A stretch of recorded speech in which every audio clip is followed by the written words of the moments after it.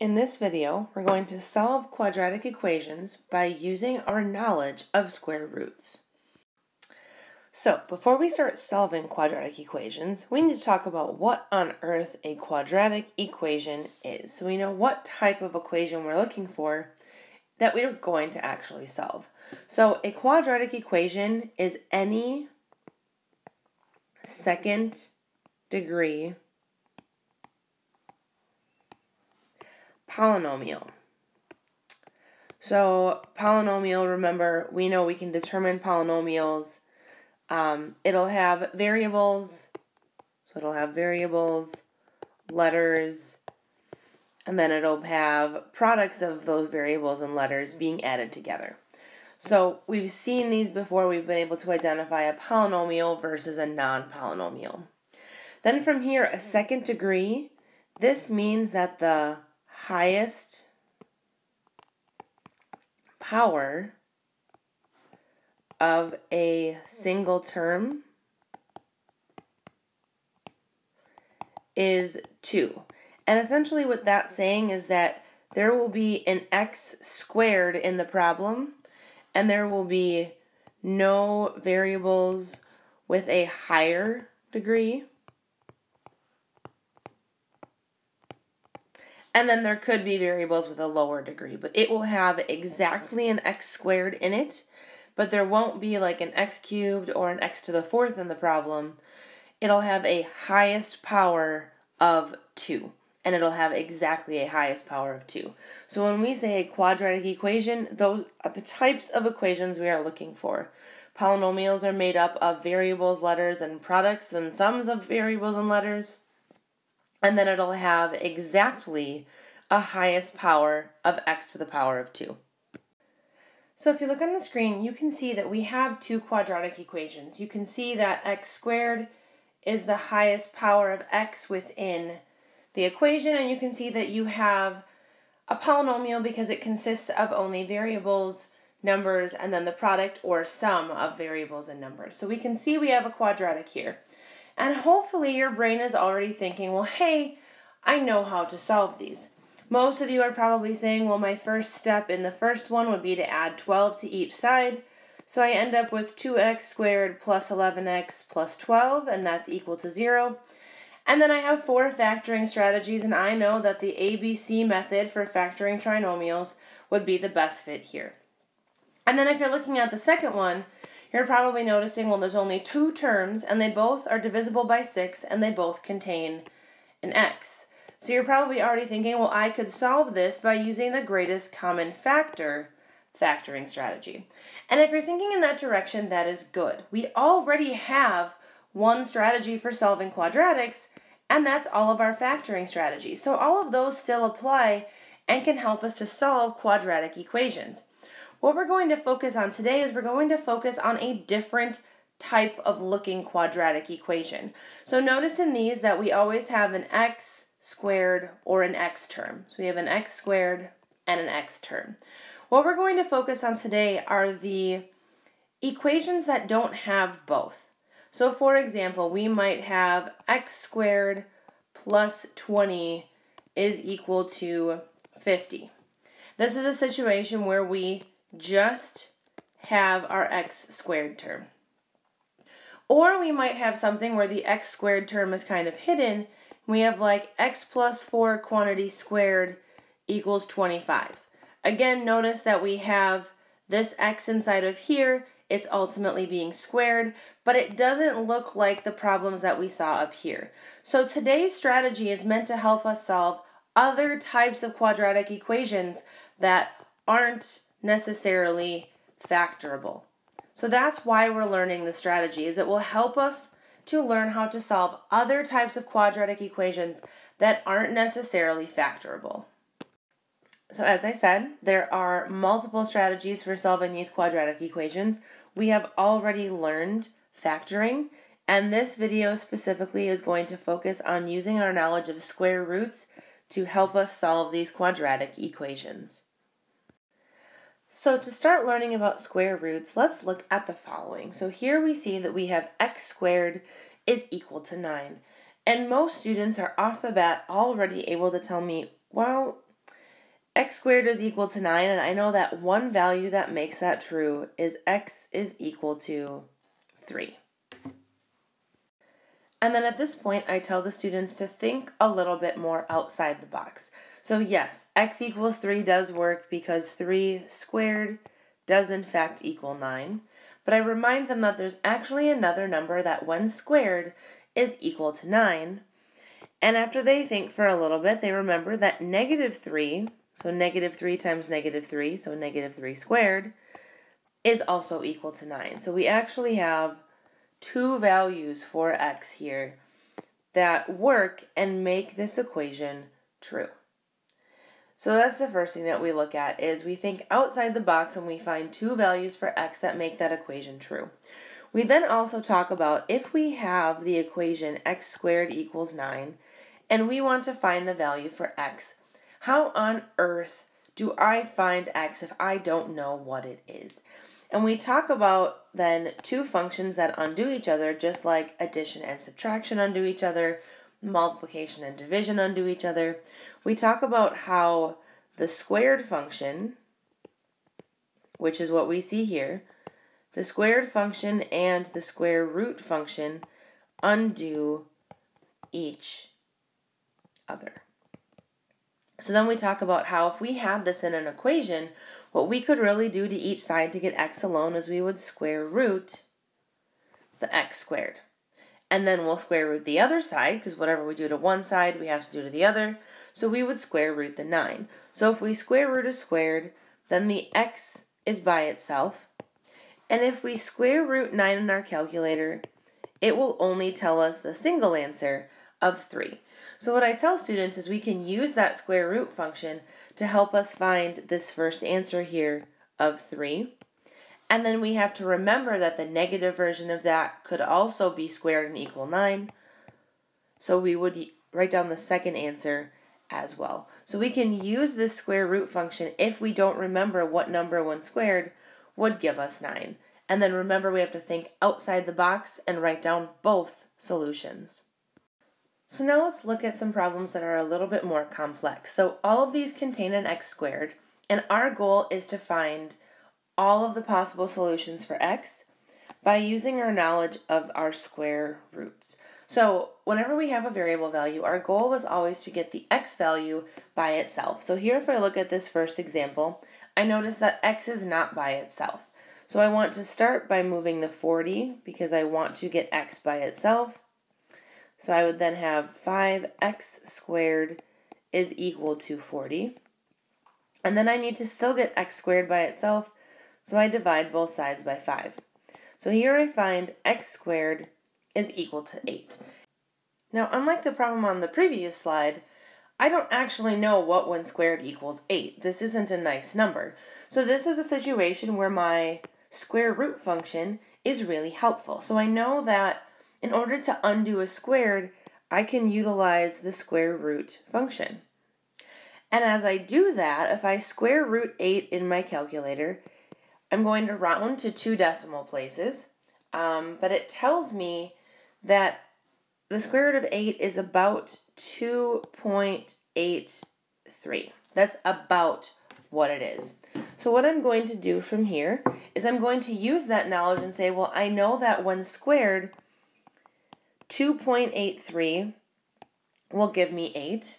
And then I also know, thinking outside the box, that the other option is that x is equal to a negative 2.83. And that when squared will give me 8. So I can use that square root function to my advantage to help me find both of my possible solutions. Now if I look at the second example there, I can see that again, I do not have anything with an x by itself, so I'm going to start off by adding 10 to each side. So I have negative 2x squared is equal to a negative 40. I then divide both sides by a negative 2, and I end up with x squared is equal to 20. And again, I have a situation where I'm not quite sure what when squared will give me 20. So again, I'm going to utilize the square root function to undo the square around the x and to figure out what when squared will give me 20. And if I square root 20 in my calculator, I find that rounded to 2 decimal places, it is about 4.47. So then from here, I can use that to my advantage and say, well, there are two options for x. One option is that x is 4.47. That one squared will give me 20. Or the other option is negative 4.47 when squared will also give me 20. All right, and finally, if I look at my third example down below, this one again, I notice that I do not have my x squared part by itself to start. So I need to subtract 30 from each side. So I have x squared is equal to a negative 20. And then again, do not know what one squared gives me a negative 20. So I take the square root of each. And when I take the square root of a negative 20 and put it into my calculator ends up telling me that I have an error. And if I start to think about this a little bit, I notice here that I have something when it's squared is giving me a negative number.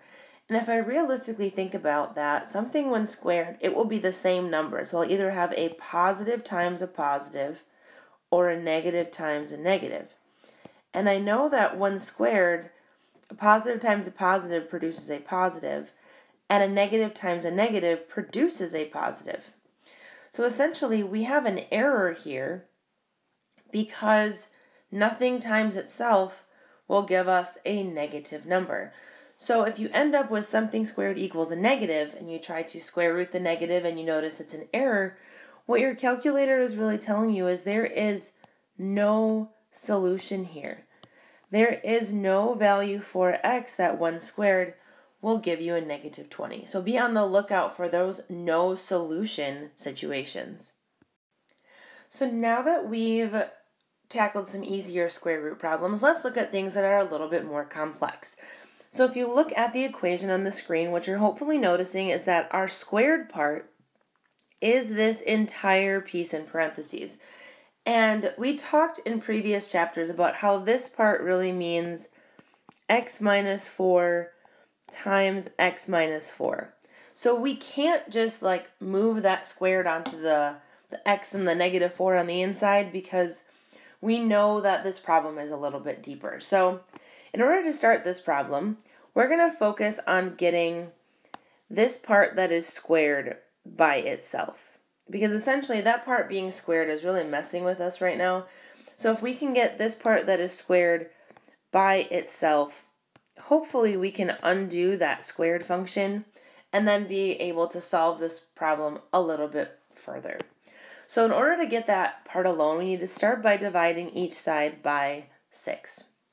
So by dividing each side by 6, these 6's will cancel out, and then I'll have 54 divided by 6, which leaves me with a 9 on the right-hand side. So I divide both sides by 6, and I end up with x minus 4 quantity squared is equal to 9. Now let's think about this a little bit. When we're looking at this, we're noticing we have something, this part on the inside, something when squared is equal to 9. Well, I know that there are two items or two numbers that when squared equal 9. I know that 3 squared is equal to 9, and I know negative 3 squared is equal to 9. So really what I know here is that this inside could be equal to 3 or negative 3 because it's being squared ultimately. So this x minus 4 on the inside, if it equaled 3, it would then become 3 squared, and it would equal 9. Or if the x minus 4 part equaled a negative 3, it would be a negative 3 squared is equal to 9. And that would equal 9 as well. So what we can do is we can start to brainstorm what would the inside of this need to equal in order for that equation to be true. Well, the inside of those parentheses need to equal a positive 3 or a negative 3 so that when it is squared, it equals 9. So now that we've kind of brainstormed, okay, x minus 4 could equal 3, or x minus 4 could equal a negative 3, now we can actually solve this mini equation here. So we just add 4 to each side, so we find x could equal 7. Or we add 4 to each side in the second equation, and we find a second answer of x is equal to 1. So here, by using our knowledge of the squared function and how square roots work, we were able to find two values for x that if you plug them back in, make the original equation true. Now if you're a little skeptical, we can actually check these answers by plugging them back in there and checking that they make the original equation true. So here we would take 6, we'd have 7 minus 4 quantity squared is equal to 54, and then we just use order of operations. Inside parentheses, 7 minus 4 is 3. So that's 3 squared, then still the times 6. Well, then we take the exponent, so that's 3 squared is 9. And that does, in fact, equal 54. We know 6 times 9 is 54. Then if we try the next one, we would take 6, and then we'd have 1 minus 4 squared. Again, we do the parentheses first, so we'd have 6 times negative 3 squared. We then do the exponent, so it would be 6 times 9, and we know that that does, in fact, equal 54. So again, we have a situation where if we plug those values in for x, they work in that original equation and make it true. So now let's try the following together. So again, we see that we have a situation where we have a squared piece in parentheses. So our goal here is to get this piece by itself so that we can then think about the squared function and how it works. So we're going to start by dividing both sides by 5.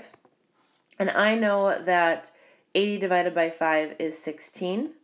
So here we have 2x minus 6 quantity squared is equal to 16. So I need to brainstorm what this part inside parentheses needs to be equal to so that when it is squared, it equals 16. And if I start thinking about 16, I know that 4 squared equals 16, and I know that negative 4 squared equals 16.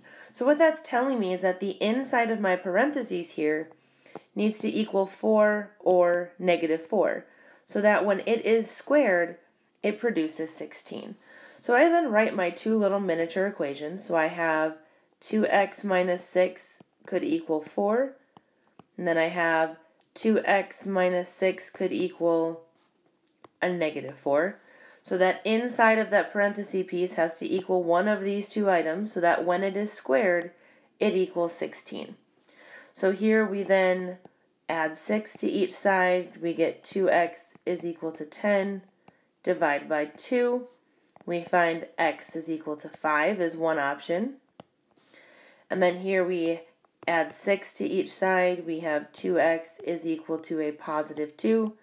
Divide by 2, and we find another option is x is equal to 1. So those are my two values for x that if I were to put them back into my original equation would make that original equation true. And if I actually do plug them back in, so say I take 5 and then I have 2 times 5 minus 6 squared is equal to 80. Well, here I know 2 times 5 would be 10. 10 minus 6 would be 4, so that's really a 4 squared. 4 squared is 16, so 5 times 16 does in fact equal 80. So this one does make the equation true. Again, with the second problem, I can check my answer as well. So it would be 5, and then it would be 2 times 1 minus 6 quantity squared. Well, I know 2 times 1 is 2, minus 6 is negative 4, so that's really a negative 4 squared in the parentheses. And again, I get a situation where it's 5 times 16 is equal to 80. So both of these make the original equation true. So I know, in fact, that these are both my two solutions to this particular problem. So now let's try something slightly more complicating. Again, we want to get this parenthesis squared piece by itself because that's the complicated part that I want to undo the squared around. So To start off this problem, I actually have a different first step. I first need to subtract my 1 over. Can't divide by 2 until that 1 is gone. So then I have equals 120. And then I divide both sides by 2, which leaves me with 3x minus 4 quantity squared is equal to 60. And this one is a little bit more difficult because I notice that I don't know what when squared is equal to 60. So I'm a little bit stumped here because I don't know what when squared is 60. So what I need to do is I need to utilize my knowledge of square roots to undo my squared. So I'm going to square root both sides to undo my squared, and then I'm going to think off to the side, what is the square root of 60? Well, if I square root 60 in my calculator, I find, rounded to 2 decimal points, that the square root of 60 is approximately 7.75. So I know that the two numbers that when squared give me 60 are going to be 7.75 or negative 7.75. Those are my two numbers that when squared will give me 60. So what I do with my inside piece here is I set my inside piece here of 3x minus 4, and I take that piece and I say, well, 3x minus 4, if it is squared, and I want it to equal 60, 3x minus 4 will either equal 7.75, because that when squared gives me 60, or 3x minus 4 will equal a negative 7.75, because that when squared will give me 60. So I start by thinking that through, okay, what when squared gives me 60? Well, 3x minus 4 could either equal either of one of those two options. Then from here we start to solve. So we add 4 to each side. So I have 3x is equal to 11.75. And then I divide both sides by 3. So if I take 11.75 divided by 3, I find that x is equal to approximately 3.92. So that's one possible value for x that will make that original equation true. Now if I take 7.75, the negative version, and I add 4 to it, I get 3x is equal to a negative 3.75. So notice this is a little bit different. Divide both sides by 3, and I find x is equal to a negative 1.25. So notice here that I do not have the same answer twice. Notice here that it's a little bit different. So we're brainstorming, okay, the inside needs to equal one of these two options in order to be squared and equal 60. We set them equal, we solve, and we found two values for x. We found x is equal to 3.92 and x is equal to a negative 1.25. So I want to add this sentence into your notes because on the previous slide we actually learned something very important. So this was where we got on the previous slide before we had to use the square root function. And here we noted that in order to figure out what when squared gives us 60, we had to square root both sides. And what we learned here is that anytime we square root something that is squared. Now here it says squared variable. It could also be squared variable in parentheses. It doesn't really matter. What matters here is that we're square rooting something that is squared. So it has this squared piece up here. We must include a positive and negative version of that. So that was why we had the 7.75 and the negative 7.75. Because there are actually two possible solutions that when squared give us the 60. So you need to remember that piece, that there are also always two answers that when squared give us this 60 over here. So if you square root anything that is squared, you will always have two possible answers. So make sure you don't miss those two possible answers. Okay, so final two examples here. My goal here is to get this squared piece by itself to start. So I'm going to add 6 to each side. So I have 2 parenthesis x plus 3 quantity squared is equal to 128. I then divide both sides by 2, and I end up with x plus 3 quantity squared is equal to 64. Now from here, I need to ultimately get that squared piece to go away. And say I had a brain fart for a second and I couldn't remember what 1 squared gives me 64. Remember here, to undo that squared piece around that parenthesis, I can square root each side. Now I know that the square root of 64 is equal to 8, which means there are 2 answers here. We could have 8 or negative 8 is what the inside of this parenthesis piece could equal. So this x plus 3 could equal 8 because 8 squared would give me 64. And this inside piece of x plus 3 could also equal negative 8 because negative 8 when squared gives me 64. So I solve each mini equation and I find that x could equal 5 or x could equal a negative 11. Those are my 2 possible values for x that make that equation true. All right, and my last example over here, I start off by subtracting 10 from each side because, again, I want to get this squared piece by itself. So I have negative 3 parenthesis x minus 6 quantity squared is equal to 66. Divide both sides by a negative 3. So I find x minus 6 squared is equal to a negative 22. Now at this point, I know that I want to get rid of the squared, so I'm going to square root both sides to figure out what 1 squared gives me a negative 22. And when I square root the negative 22, what I find is I'm getting an error. And remember, that's because that nothing times itself will equal a negative number. That's not how squared works. Squared always produces a positive.